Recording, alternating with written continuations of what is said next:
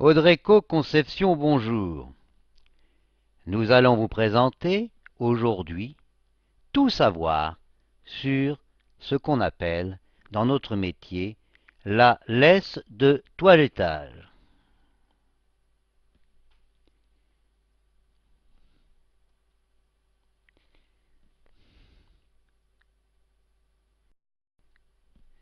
Vous allez aborder un certain nombre d'exercices, parmi les exercices des gestes premiers, et dans ces exercices, on utilise très souvent ce qu'on appelle une laisse de toilettage.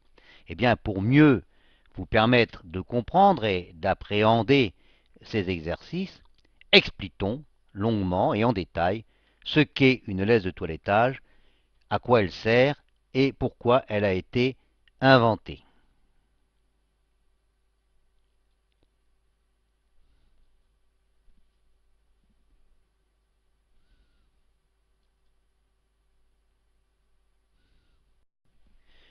C'est un appareil, une laisse de toilettage, qui doit donc répondre à un cahier des charges qui, nous allons le voir, est tel qu'il n'existe pas 25 manières de répondre de manière convenable à ce cahier des charges. Premier point, c'est l'évidence, la laisse doit être solide. Il ne faut pas qu'elle risque de casser, ce qui permettrait d'entraîner la chute, la perte du chien, la fuite du chien. Soit il se sauve dans le salon et il se bagarre avec un autre chien, soit il s'enfuit du salon et l'accident est toujours possible. Dans ce cas-là, votre responsabilité pénale est engagée. Le chien ne doit pas pouvoir s'enfuir et votre laisse doit être sûre. La laisse doit être solide, c'est l'évidence. Elle doit par ailleurs permettre de s'accrocher rapidement, sans qu'on ait à faire des réglages compliqués. On n'a pas le temps, il faut travailler vite. Il faut qu'en un instant, on ait trouvé le bon réglage en longueur, que ce soit sur la table ou que ce soit sur un box d'attente. La laisse doit pouvoir s'attacher à toute vitesse.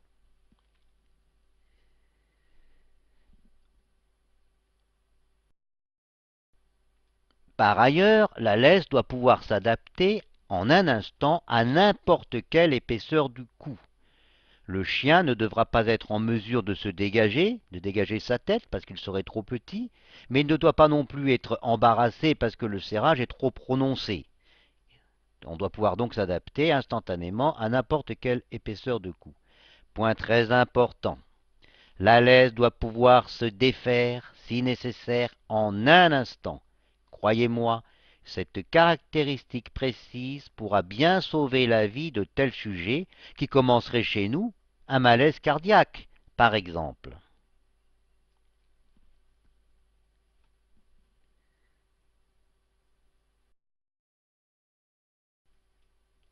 Un malaise cardiaque, allez-vous me dire, mais ça ne va pas arriver tous les jours. Heureusement. Mais dites-moi, s'il vous plaît, quelle probabilité? Une chance sur 1000? Sur 10 000? Je veux bien vous le concéder. Mais avez-vous songé que nous exerçons une profession où nous faisons 1000 fois ou 10 000 fois les choses? Une situation présentant une probabilité de 1 sur 1000 est donc pour nous une situation à prendre comme quasi certaine, et c'est en effet ce que l'expérience ne manquera pas de vous démontrer. Donc il faut se préparer au pire et pouvoir détacher le chien en un instant.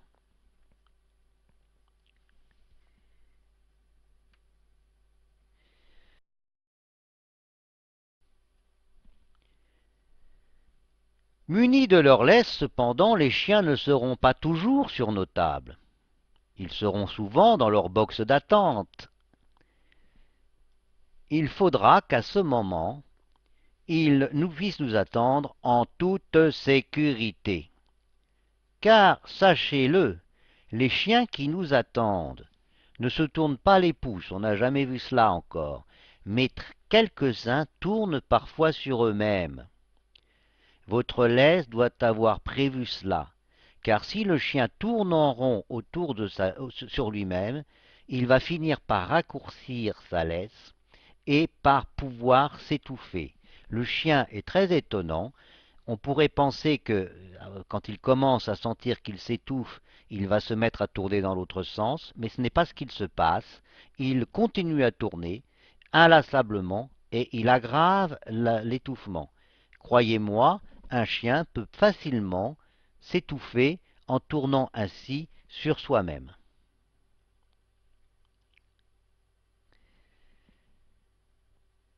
Personne ne vous l'avouera dans aucun salon, mais croyez-moi, c'est un accident qui se produit.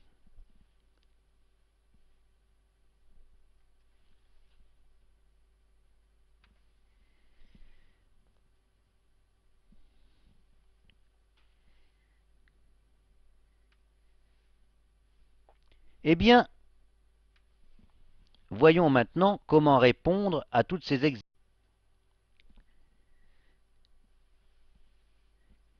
Cherchez par où vous voudrez, mais si vous y réfléchissez, vous conviendrez avec nous qu'une laisse de toilettage ne peut être qu'une chaînette composée de maillons d'acier inoxydable, comportant à son extrémité une attache montée sur ce qu'on appelle un émerillon, c'est-à-dire une pièce qui peut tourner sur elle-même, avec à son tiers inférieur un second émerillon. Ce deuxième émerillon doit être passé de telle sorte que qu'il vienne en arrière du maillon servant pour la tâche des coups les plus gros. C'est lui qui permettra aux animaux de tourner en rond sans risque quand nous les ferons attendre. Donc deux émerillons, un qui est à l'endroit où on en attache le chien et un qui est en arrière de l'endroit où le cou est attaché.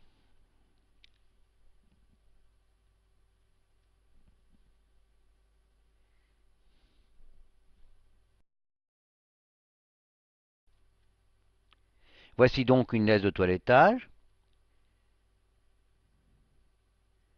Vous avez ici le crochet qui permet d'attacher le chien et qui est monté, comme vous le voyez, sur un émerillon. Cette partie peut tourner sur elle-même.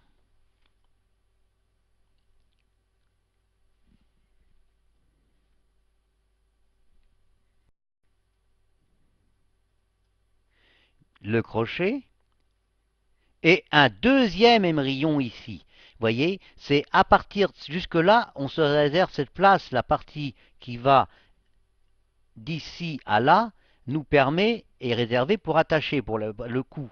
C'est la longueur réservée au cou. Et en arrière de cela, on a cet émerillon qui va donc permettre au chien de tourner sur lui-même autant qu'il le voudra.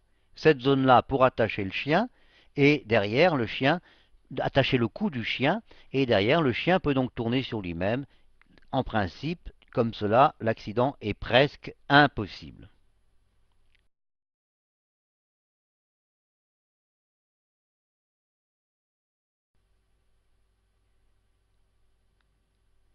Donc notez bien l'importance de ce second émerillon qui doit être placé à peu près au tiers de la laisse, à partir de l'endroit où les plus gros coups de chien auront assez de chaîne pour être ainsi attachés.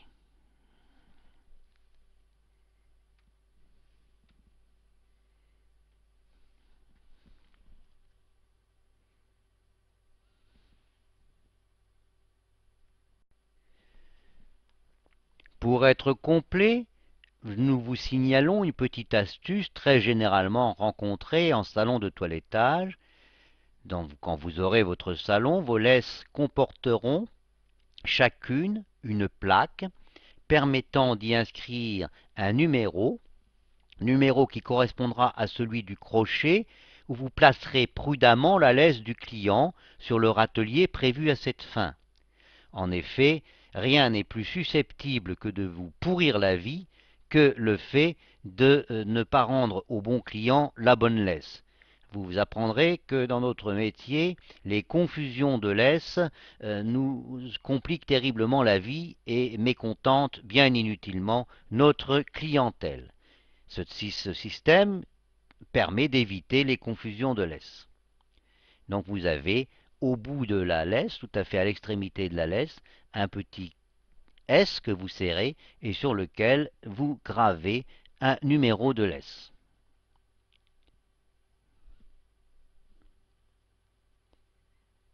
Ici, eh bien, ce serait la laisse numéro 19.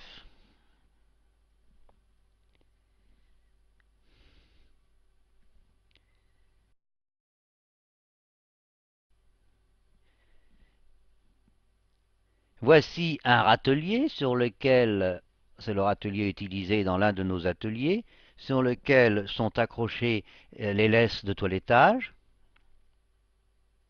Vous voyez qu'elles sont numérotées. Elles ont chacune leur numéro. Si vous pouviez regarder les numéros inscrits sur les anneaux, vous verriez qu'ils correspondent au numéro du râtelier.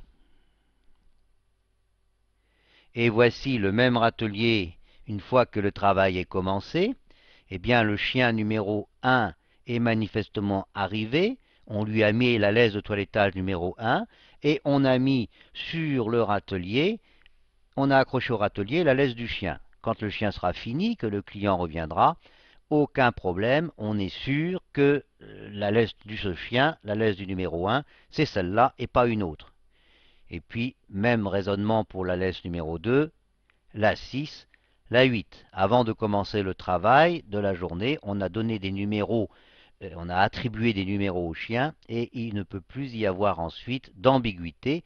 D'ailleurs, si l'on fait des fiches de travail, il suffit aussi de numéroter ces fiches et ceci vous aide à ne pas confondre les laisses et d'ailleurs à ne pas confondre le travail à exécuter sur chaque chien.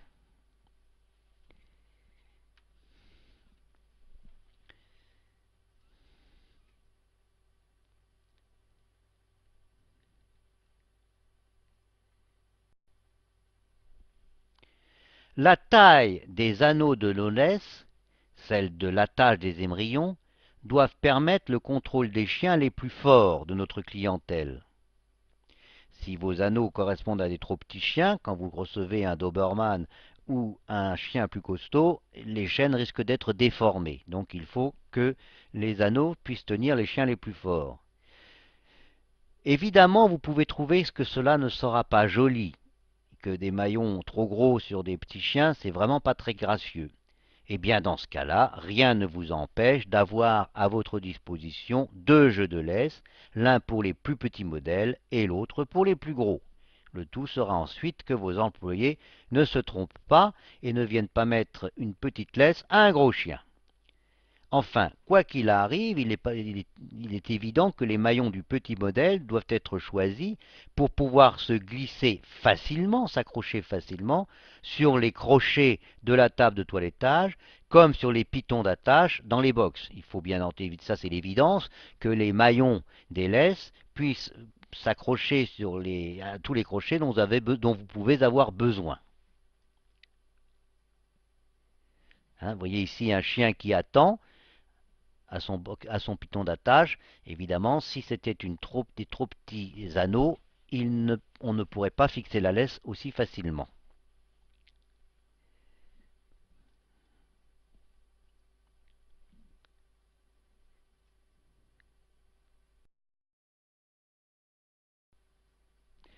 Terminons en vous signalant que votre jeu de laisse devra être, nous vous conseillons de le remplacer tous les ans. Cette précaution, en réalité peu onéreuse, peu coûteuse, vous garantira de ne jamais vous voir trahi par un matériel qui aurait par exemple vieilli sans vous prévenir. Ce n'est pas tellement les laisses qui s'abîment, ce sont les crochets d'attache et les émerillons. Ils arrivent à se déformer, se fragiliser, changez-les tous les ans, comme ça vous n'aurez jamais d'accident. Vous l'avez compris, la sûreté de vos laisses de toilettage peut devenir une question de vie ou de mort pour les chiens qui nous sont confiés. Pas question de prendre le risque de perdre un sujet, car cela peut avoir des conséquences dramatiques pour le chien et évidemment des conséquences déplorables pour votre image vis-à-vis de la clientèle. Audrey Co Conception vous remercie de votre attention.